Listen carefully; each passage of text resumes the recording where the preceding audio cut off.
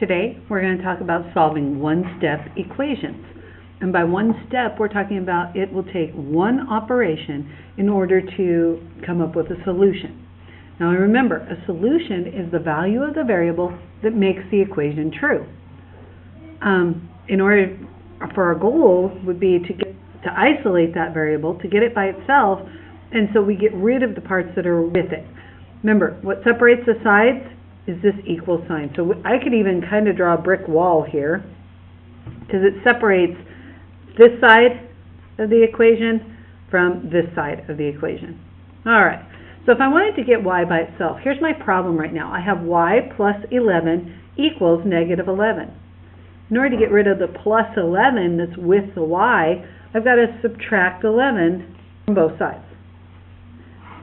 Well, y plus 11 minus 11, those cancel each other out, and I'm just left with y equals, because I bring my equal sign straight down, negative 11 minus 11. Well, remember, plus negative 11 at this point. So I have negative 11 plus negative 11, that equals negative 22.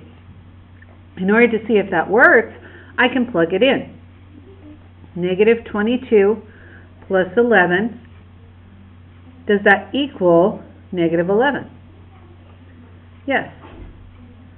So since it does, because I battle it out, then I know that my solution is correct, negative 22. Alright, so let's try a different one. I have 27 equals 3y. Well, remember, this is 3 times y. So the inverse operation, if I'm multiplying, would be to divide. And so again, I want to get the variable by itself. If I'm multiplying the variable by 3, I need to divide by 3. Okay? If I divide by 3 here, I have to divide by 3 here.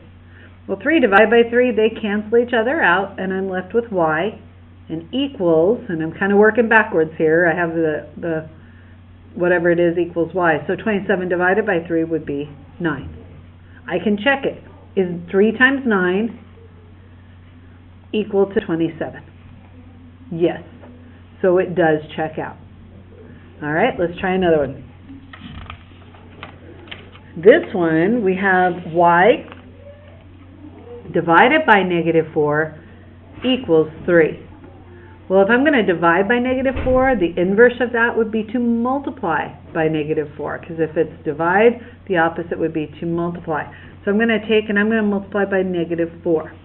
And the reason I put it up there is really y divided by negative 4 is the same thing as 1/4, negative 1/4 times y. So it's like a fraction.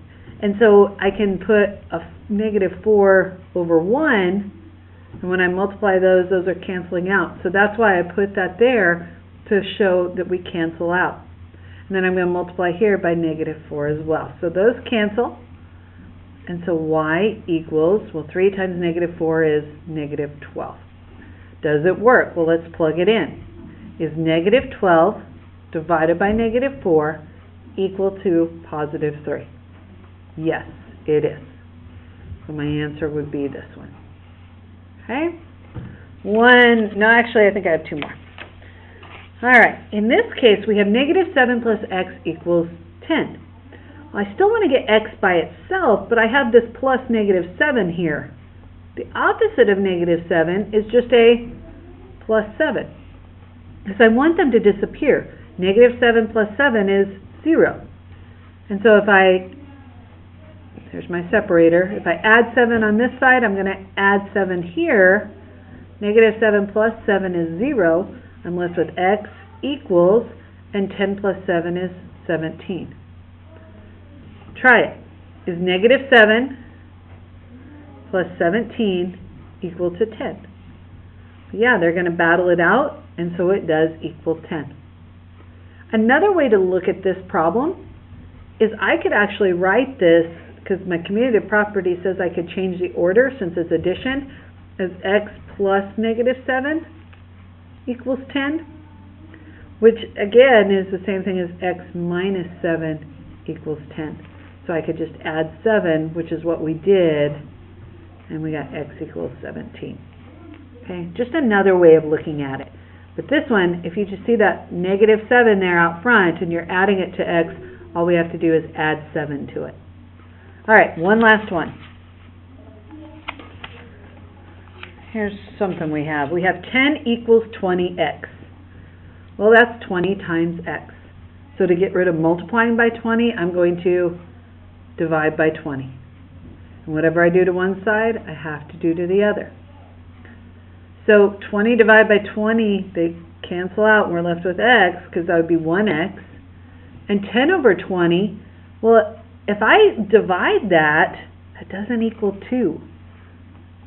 10's on the inside, 20's on the outside. It means I have a fraction here. My numerator is smaller than my denominator. I can look at that, and if I have 10 out of 20, I can simplify that to just be 1/2. Well, let's try it. If I take 20 times 1/2, does that equal 10? Yeah, it does, because half of 20 is 10. I hope this helps. That's all for now.